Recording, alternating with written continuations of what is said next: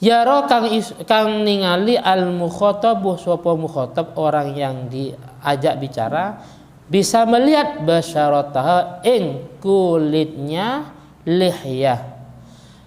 Jadi kalau memang jenggotnya itu tipis maka fayajibu mungko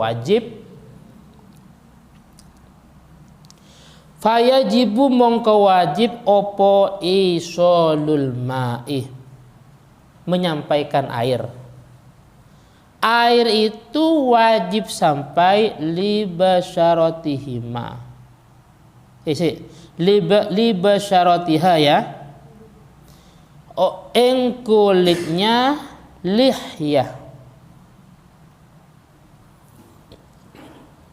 Jadi kalau memang laki-laki itu jenggotnya tipis maka air itu wajib sampai ke bagian kulit, tidak cukup di bagian luarnya jenggot. Atau wabi khilafi lihyati imra'atin. Dan beda halnya dengan jenggotnya wanita. Wanita punya jenggot.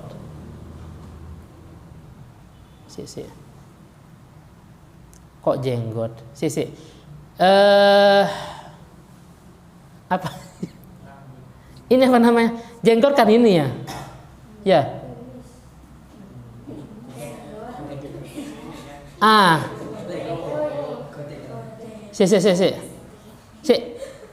Aduh. Lihya itu god, apa jenggot?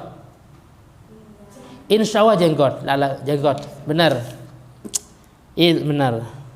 Kalau ini kan nggak menjadi masalah ya. Masuk ada sampai yang kasifah yang tebal enggak kan? Iya benar jenggot. Iya benar jenggot. Bukan apa tadi? Godek. Iya benar. Benar jenggot. Jenggot yang di sini di tahta dzakni ya, di bawah dagu ya. Sekarang ada wanita punya jenggot. Coba. Nih Rani coba nih. Oh enggak ada. Coba Nasa. Oh enggak ada. Ali coba. Oh enggak ada. Coba Saim. Oh enggak ada semuanya ya kan. Yang laki-laki juga enggak ada ya kan. Sekarang masalahnya perempuan punya jenggot. Atau ini. Wa khunsa, apa khunsa?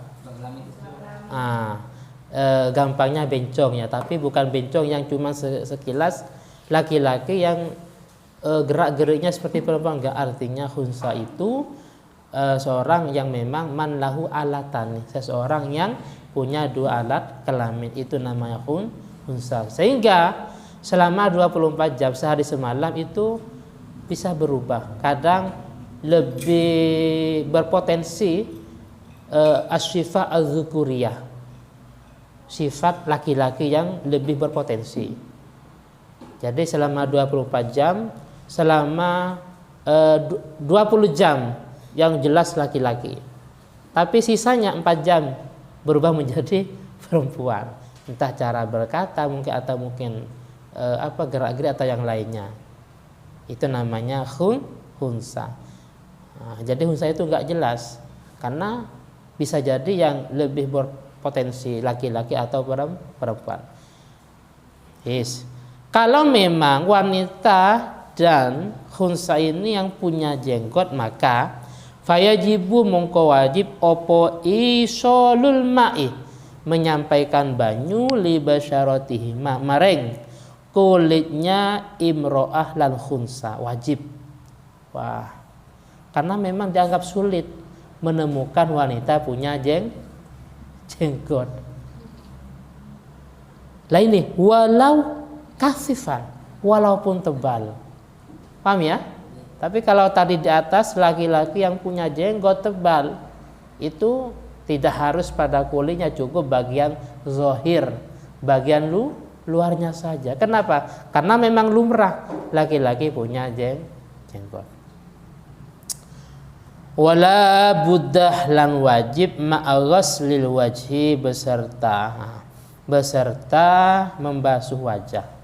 ketika membasuh wajah, yang wajib bukan cuman wajahnya saja, tapi min ghasli juz'in minar ra'si, sangking membasuh sebagian minar ra'si, sangking sirah atau kepala. Saya ulangi lagi, wala budda lan wajib ma'a ghaslil wajhi, beserta membasuh wajah.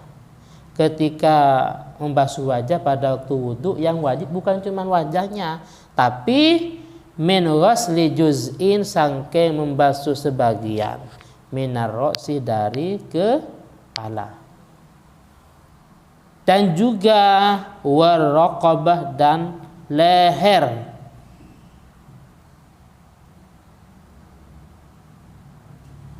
Wa ma lan perkara tahta dzaqni, yang berada di bawahnya dagu.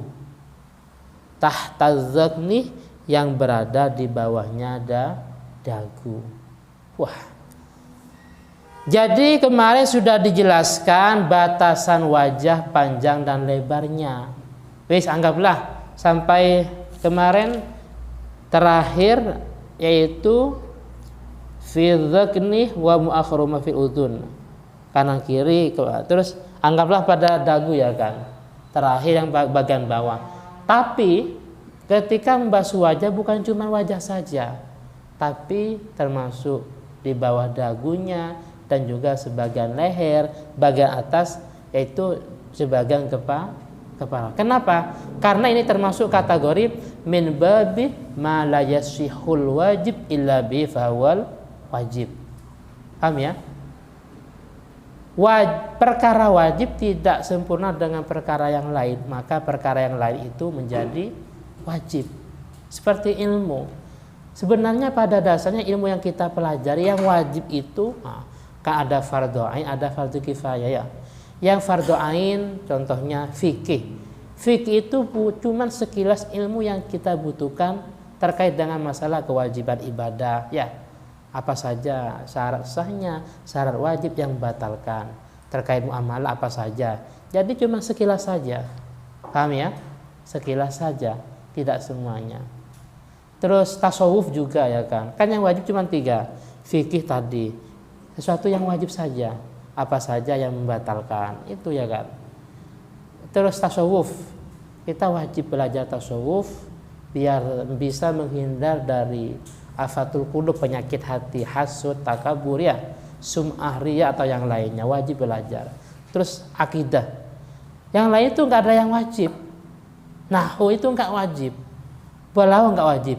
Cuman ini kita nggak bisa faham fikih, tasawuf atau yang lain tanpa belajar gramatika Arab, tanpa menguasai ilmu nahwu dan sharaf, sehingga yang awalnya tidak wajib menjadi wajib. Paham ya? Usul nggak wajib, usul fikih, balaghah nggak wajib, tapi kita nggak bisa faham tentang mukjizat atau keindahan Al-Quran tanpa belajar balaghah. Oh, berarti balaghah itu bisa menjadi wajib. Kenapa? Karena kita nggak paham. Bukan cuma sekedar terjemah loh ya kan. Kandungan Al-Quran itu bagaimana nggak bisa paham tanpa menguasai ilmu balaghah, usul fikih umpamanya. Oh, berarti itu menjadi wajib. Cuman tadi ada fardhu ain, ada fardhu kifayah. Paham ya? Ada fardhu ain, ada fardhu kifayah. Kalau memang dibutuhkan bisa menjadi wajib. Nahwu sorof, tapi sifatnya fardhu kifayah ya. Paham ya? Jadi pada dasarnya cuma 3 yang wajib. Fikih terkait dengan tadi saja. Yang kita butuhkan masalah sahnya ibadah. Padahal kita belajar fikih mulai dari definisi ya. Definisi, ada luotan istilahan ya.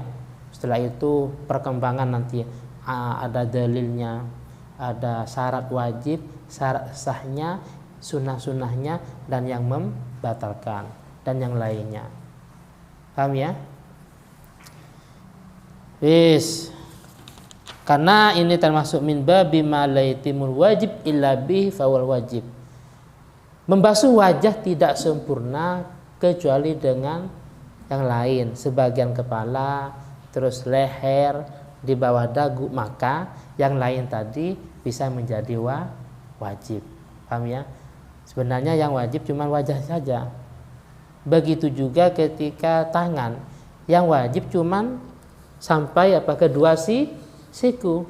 Tapi karena min babi ma la yatimul wajib illa bihi wajib, maka harus lebih.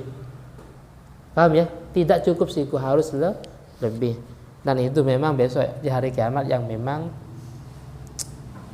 bercahaya ya, orang yang membasuh melebihi dari kewajiban. Tapi nggak boleh israf, berlebihan sampai ke sini yang disiram. Paham ya? Ketika masuk kaki ternyata sampai ke pahanya yang disiram. Nah itu namanya israf. Paham ya? Jadi ada afdholiyah, ada israf. Ketika membasuh tangan sampai ke bahu, itu namanya israf. Israf itu hukumnya makruh. Ketika wajah umpamanya ternyata semuanya muasnya, ya enggak seperti itu. Ini juz'in, sebagian, juz'in ya kan, sebagian saja, sebagian kepala, sebagian bawah dagu, sebagian leher. Bukan berarti harus disiram semuanya ya kan, disiram pakai ember umpamanya. Nah itu namanya israf.